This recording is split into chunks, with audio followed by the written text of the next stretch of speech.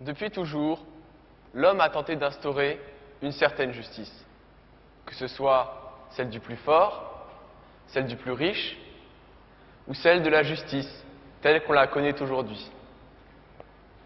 Malheureusement, rapidement, la peine la plus grave qu'on pouvait infliger à un être humain s'imposa d'elle-même, la mort. La peine capitale semble exister depuis l'apparition d'une justice pénale organisée.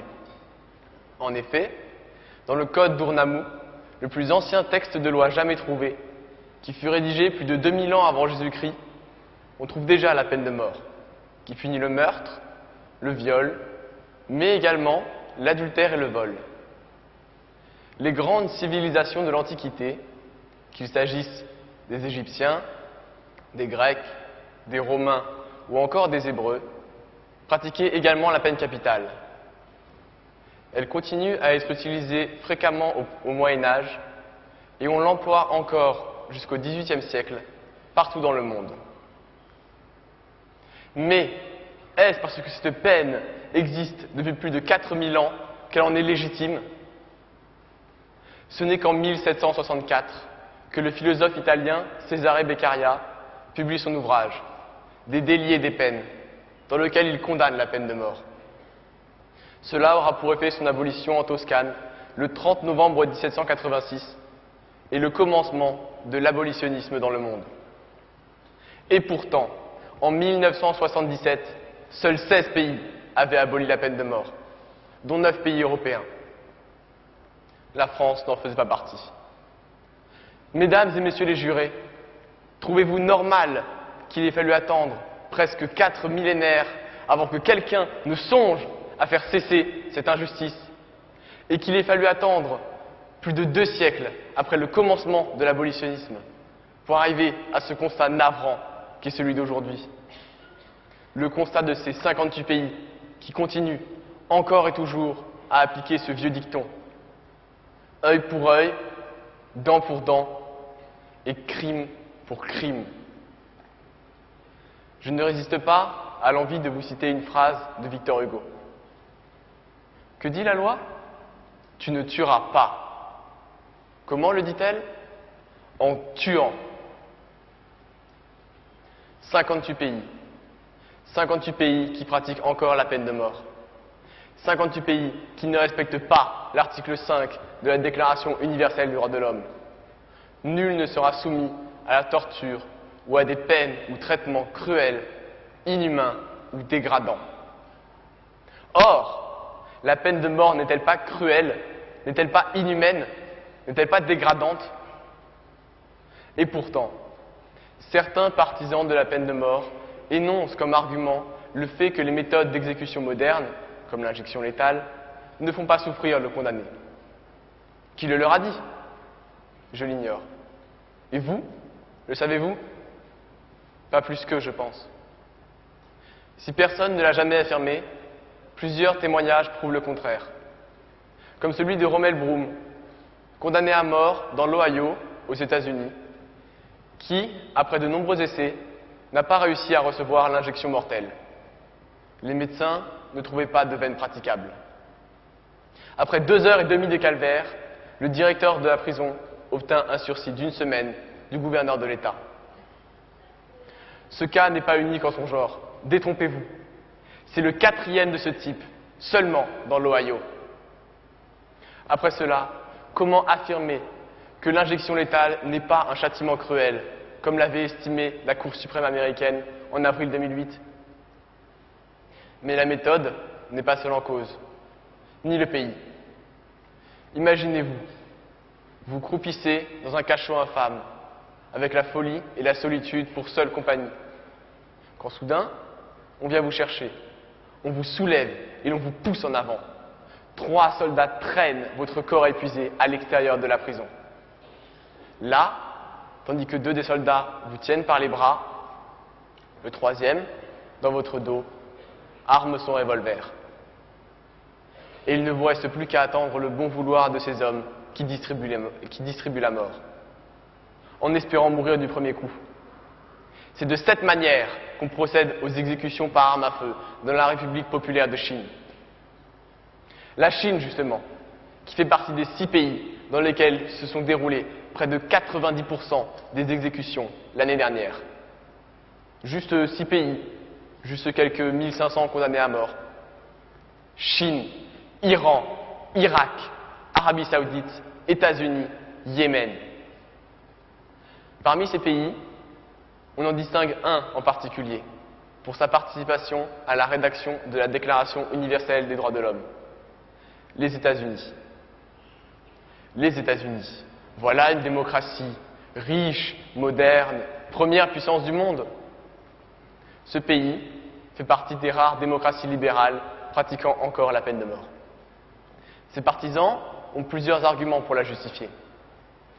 Tout d'abord, il s'agit d'un moyen de pression sur les criminels, afin qu'ils plaident coupables.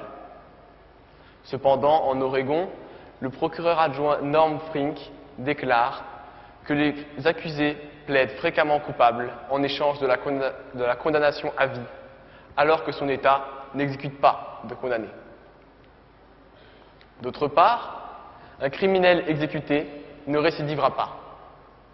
Alors pourquoi construire des prisons? Et enfin, la peine de mort a un effet dissuasif sur le crime. À votre avis, les experts américains qui ont énoncé cela ont-ils étudié les statistiques? Je ne pense pas, car si l'on s'en réfère aux chiffres de 2003, 8,2% des meurtres dans le monde ont été commis aux États-Unis. Première puissance économique, 5e puissance meurtrière.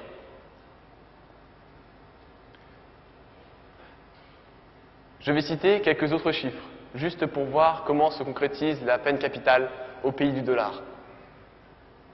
19 mineurs ont été exécutés aux États-Unis depuis 1990, plaçant ce pays au premier rang mondial avec l'Iran. Ce chiffre datant de 2006, cela fait plus d'un par an. 34 États sur les 50 ont exécuté un condamné depuis 1976. 1100 individus ont été exécutés depuis 1976. 3000 autres individus attendent leur tour dans une prison. Je ne sais pas ce que vous en pensez, mais je trouve, personnellement, que ce dernier chiffre est inquiétant, effrayant même. Ne pensez-vous pas que la torture psychologique qu'endurent ces 3000 personnes n'est pas suffisante pour prouver que la peine de mort ne respecte pas les droits de l'homme? Combien vous en faut-il encore? 4000? 5000? 10 000? Davantage? Après Victor Hugo, j'aimerais citer un autre auteur français, Albert Camus, qui écrivait, en réponse aux partisans du talion, au sujet de la comparaison entre l'exécution et le meurtre: pour qu'il y ait équivalence, il faudrait que la peine de mort châtiât un criminel qui aurait averti sa victime de l'époque à laquelle il lui donnerait une mort horrible et qui, à partir de cet instant, l'aurait séquestré à merci pendant des mois. Un tel monstre ne se rencontre pas dans le privé. On pourrait, bien sûr, déclarer que le condamné à mort mérite tout cela, qu'une peine de prison est également une torture. Mais comment justifier le fait de condamner à mort des hommes et des femmes qui se révéleront innocents plus tard? Trop tard. Les exemples, à travers l'histoire, ne manquent malheureusement pas. Parlons du cas de Todd Willingham. Cet homme de 23 ans qui vivait au Texas a été accusé d'avoir intentionnellement provoqué l'incendie de sa maison, dans le but de tuer ses 3 filles. L'une, âgée de 2 ans, les 2 autres, jumelles, d'1 an. Les experts de l'enquête ont dit avoir trouvé des indices qui montraient que l'incendie était d'origine criminelle.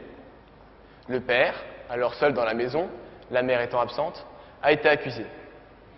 Il a refusé de plaider coupable. Il a été condamné à mort.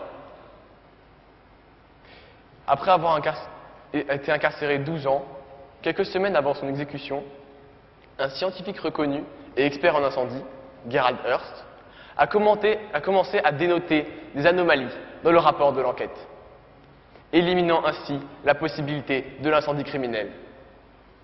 Les autorités n'y prêtèrent pas attention et, le 17 février 2004, Todd Willingham fut exécuté par injection létale.